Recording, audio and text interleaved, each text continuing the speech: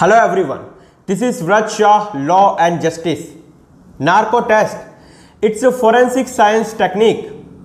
अगर किसी अपराधी या आरोपी व्यक्ति से सच उगलवाना हो तब उस अपराधी या आरोपी व्यक्ति पर नार्को टेस्ट का प्रयोग किया जाता है। इसे नार्को एनालिसिस टेस्ट या ट्रूथ सीरम टेस्ट भी कहा जाता है। साल 2002 the Sabarmati express train burning case, जिसे गोधरा कांड के नाम से जाना जाता है। साल 2004 एक्यूज्ड अब्दुल करीम तेलगी, इस केस को फैक्स स्टैम्प पेपर स्कैम के नाम से जाना जाता है। साल 2006 नोएडा सीरियल मर्डर केस, जिसे निठारी कांड के नाम से जाना जाता है। साल 2008 नोएडा डबल मर्डर केस, जिसे आरुषि तलवार हत्याकांड के नाम से जाना जाता है।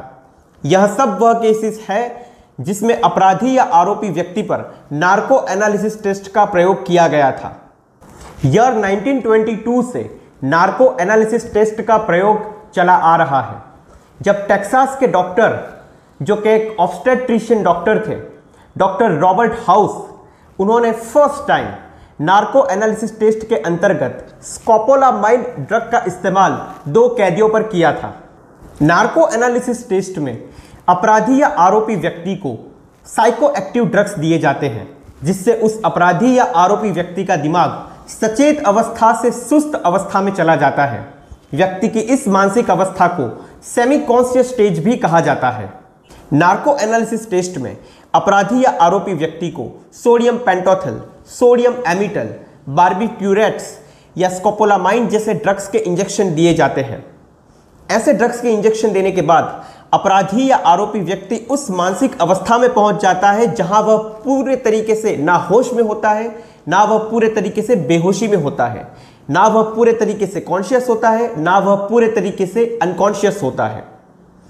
अर्थात ऐसी अवस्था में उस अपराधी या आरोपी व्यक्ति की तार्किक शक्ति या लॉजिकल स्किल बहुत ही कमजोर हो जाती है। जिस किसी भी व्यक्ति पर नार्को एनालिसिस टेस्ट का प्रयोग किया जाने वाला हो, उस व्यक्ति की सबसे पहले जांच की जाती है, उस व्यक्ति का सबसे पहले परीक्षण किया जाता है। अगर कोई व्यक्ति मेंटली या फिजिकली इतना फिट हो कि नार्को एनालिसिस टेस्ट में इस्तेमाल किए जाने वाले ड्रग्स का प्रयोग उस व्यक्ति पर कर सके, ऐसे व्यक्ति पर ही नार्को एनालिसिस टेस्ट का प्रयोग किया जाता है। अगर कोई व्यक्ति बूढ़ा हो या बच्चा हो या नाबालिग हो, मेंटली अनफिट हो या फिजिकली अनफिट हो, उसका शरीर कई सारी बीमारियों के साथ जूझ रहा हो, उसका मन कई सारी बीमारियों के साथ जूझ रहा हो, ऐसे व्यक्तियों पर नार्को एनालिसिस टेस्ट का प्रयोग नहीं किया जाता है, क्योंकि उनका मन या शरीर इतना फिट नहीं होता है कि नार्को एनालिसिस टेस्ट के दौरान इस्तेमाल किए जाने वाले ड्रग्स के असर को उनका मन या शरीर झेल सके। अक्सर कई ऐसे क्राइम्स होते हैं जहां पर अपराधी या आरोपी व्यक्ति झूठी कहानी बना देता है, अपने दिमाग और मन का इस्तेमाल करता है, लेकिन नार्को एनालिसिस टेस्ट के दौरान वह झूठी कहानी नहीं बना सकता, क्योंकि उसका मन शिथिल अवस्था में होता है। ऐसे में अर्धमूर्छा अवस्था के दौरान उसे पूछे गए सवालों को वह घुमा फिरा कर जवाब नहीं दे पाता है, और ऐसी अवस्था में उसका झूठ पकड़ा जाता है। नार्को एनालिसिस टेस्ट में अपराधी या आरोपी व्यक्ति की उम्र, उसका जेंडर, उसकी हेल्थ फिटनेस को ध्यान में रखते हुए इस टेस्ट में इस्तेमाल किए जाने वाले ड्रग्स निश्चित मात्रा में उस अपराधी या आरोपी व्यक्ति को दिए जाते हैं। Narco analysis test anaesthesiologist, investigation officer, psychiatrist, clinical forensic psychologist, audio videographer जैसे एक्सपर्ट्स की उपस्थिति में किया जाता है। नार्को एनालिसिस टेस्ट के दौरान उस अपराधी या आरोपी व्यक्ति से सबसे पहले उसके आसपास के बारे में पूछा जाता है, जैसे उसका नाम, उसके घर परिवार के लोग वगैरह।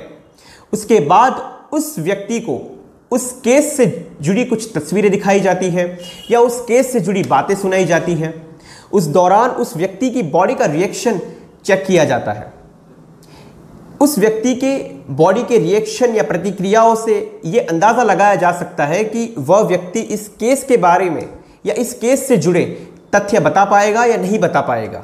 साल 2010 में the honourable supreme court of India ने एक लैंडमार्क जजमेंट दिया, Selvi and others versus state of Karnataka 2010 7 SCC 263। इस केस का फैसला सुनाने वाली बेंच को लीड कर रहे थे उस वक्त के sitting chief justice of India honourable justice K G. Balakrishnan और उनके सहयोगी जजेस थे ऑनरेबल जस्टिस आर.वी. रविंद्रन और ऑनरेबल जस्टिस जे.एम. पंचाल। इस केस में the honourable supreme court of India ने कहा कि narco analysis test, polygraph test और ब्रेन मैपिंग टेस्ट किसी भी व्यक्ति की सम्मति या कंसेंट के बिना नहीं किया जा सकता है। Such procedures are illegal and violation of personal liberty. साथ ही इस जजमेंट में और 3 बातें कही गई। नंबर 1, नार्को एनालिसिस टेस्ट से हमारे संविधान, हमारे कॉन्स्टिट्यूशन में दिए गए हमारे मौलिक अधिकार, fundamental right, article 20 close 3 rights against self incrimination का वायोलेशन होता है। आर्टिकल 20 क्लोज 3 किसी भी व्यक्ति को अपने विरुद्ध ही गवाही देने के लिए बाध्य नहीं किया जा सकता है। इस एनालिसिस टेस्ट से, नार्को एनालिसिस टेस्ट से इस मौलिक अधिकार या इस फंडामेंटल राइट का वायोलेशन होता है। नंबर 2, नार्को एनालिसिस टेस्ट से हमारे संविधान में दिए गए हमारे fundamental right article 21 protection of life and personal liberty का भी वायोलेशन होता है। नंबर 3, नार्को एनालिसिस टेस्ट से the code of criminal procedure 1973 की सेक्शन 161 क्लोज 2 का भी वायोलेशन होता है। As per section 161 clause 2 of the code of criminal procedure 1973, अगर किसी व्यक्ति से ऐसे प्रश्न पूछे जाए जिनके उत्तर देने से वह व्यक्ति की आपराधिक प्रवृत्ति में शामिल होने की आशंका लगाई जा सके, ऐसे प्रश्नों सिवाय के सभी प्रश्नों के उत्तर देने के लिए वह व्यक्ति बाध्य होगा। हाल ही में हाथरस में हुए कथित गैंगरेप केस के बाद, पीड़िता की मौत के बाद, इस केस में जांच एजेंसियां तथ्यों को बाहर लाने में जुट चुकी है।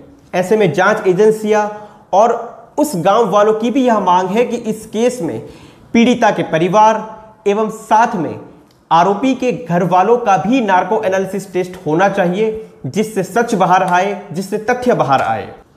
नार्को एनालिसिस टेस्ट के दौरान मिले गए सबूत या एविडेंस को एज ए कॉरोबोरेटिव एविडेंस या समर्थन कारक प्रमाण के तौर पर कोर्ट में स्वीकारा जाता है।